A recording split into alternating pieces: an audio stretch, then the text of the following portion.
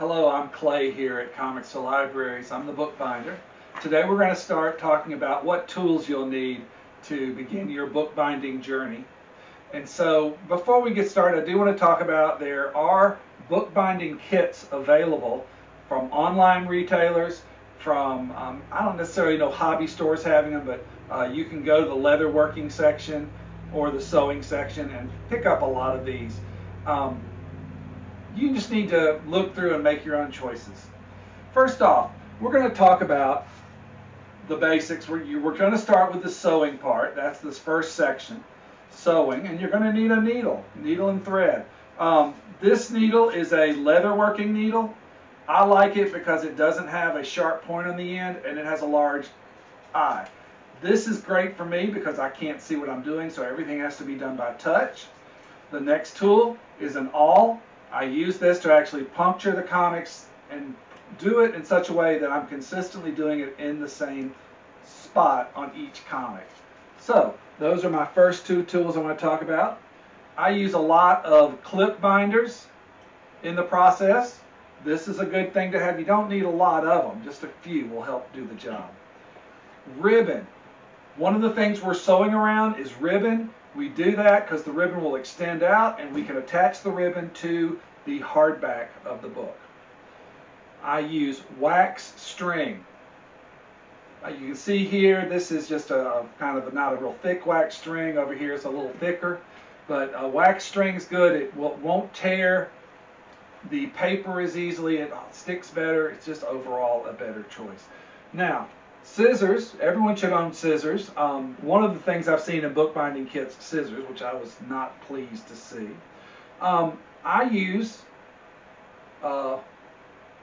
honey wax, beeswax, to keep my string if it starts coming loose or something. And then here's painter's tape. Now this is very helpful. I use it to secure my ribbons to the work area. Now I also have measuring tape and a straight edge. You might find things like those useful. I'm not saying it's required because it's really not. Next we're going to move on to the tools I use when I'm gluing the spine of the book.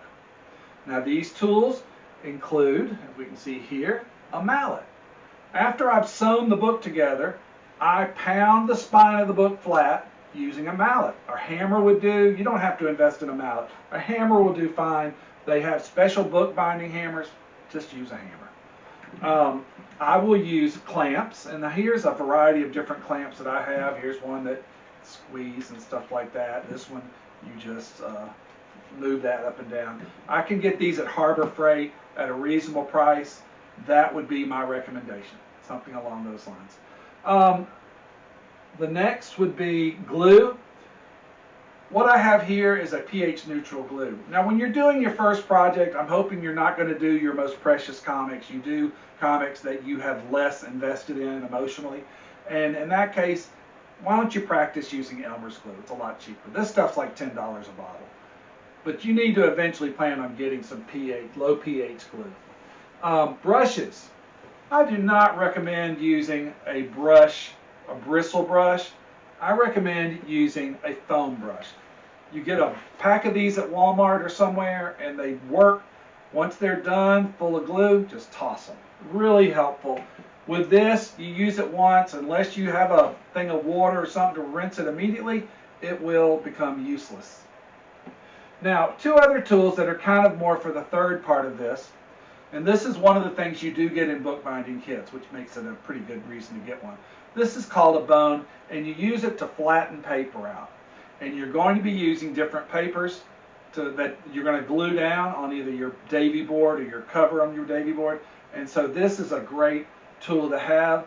Obviously, there's other things that do a flat edge, but this is not quite as severe as using something like a straight edge. So there's a good purpose to having a bone. And this is a box cutter. Now this is a nice box cutter that I can secure and not cut myself on. And so those are helpful too.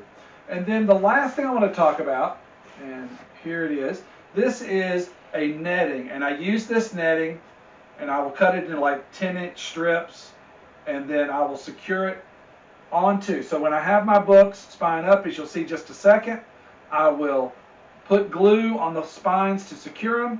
Then I will cut off a strip of this netting. I will lay that on top of the glue, put more glue on top of that.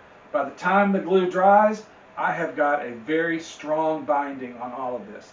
Now, I have some other tools I want to show you. The first one is my sewing, I forget the word. Frame, yes. And so here's a sewing frame.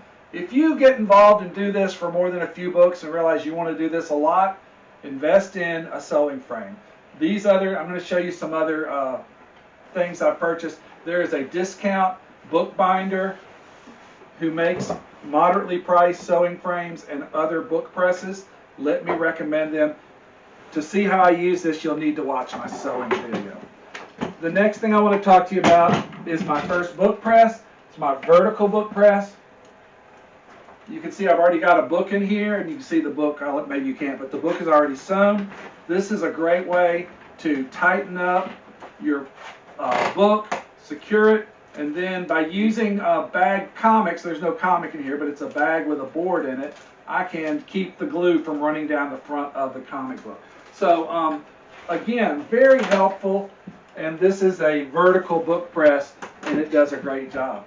The last part we want to talk about is the materials you will use when you're actually binding your book. Now, this is a book paper I've got here.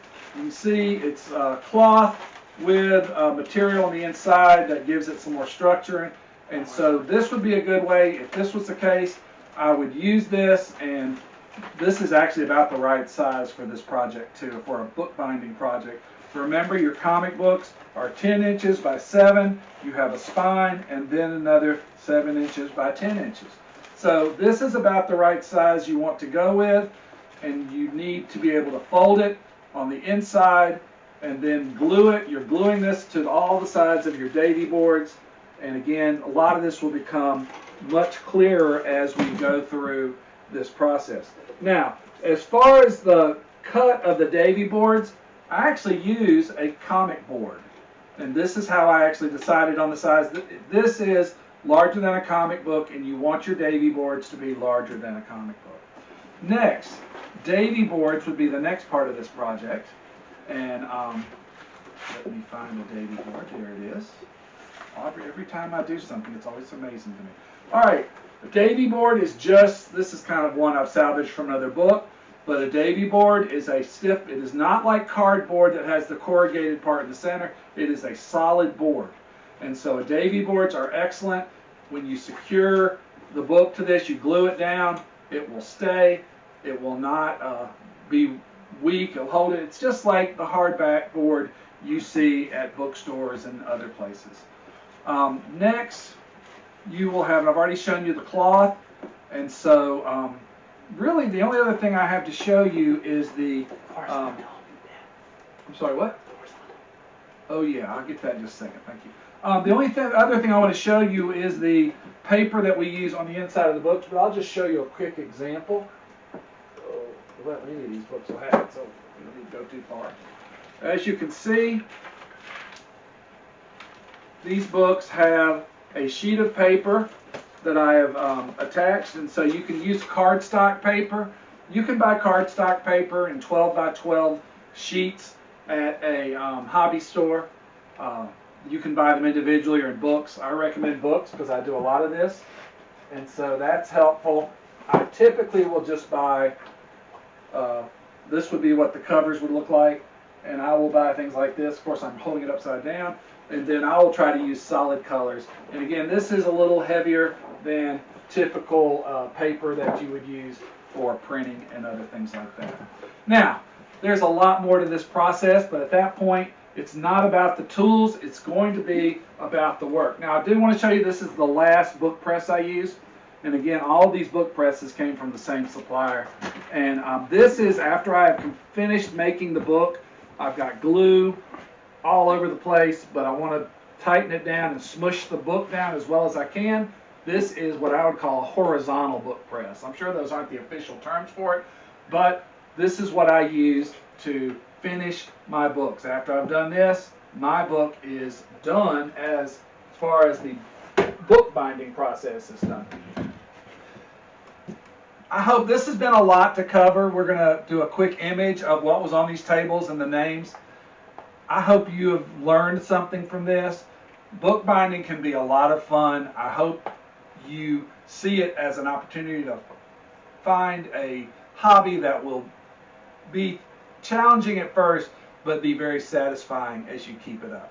Thank you for your time. Please hit like and subscribe. This is Clay at Comics to Libraries. Have a wonderful day.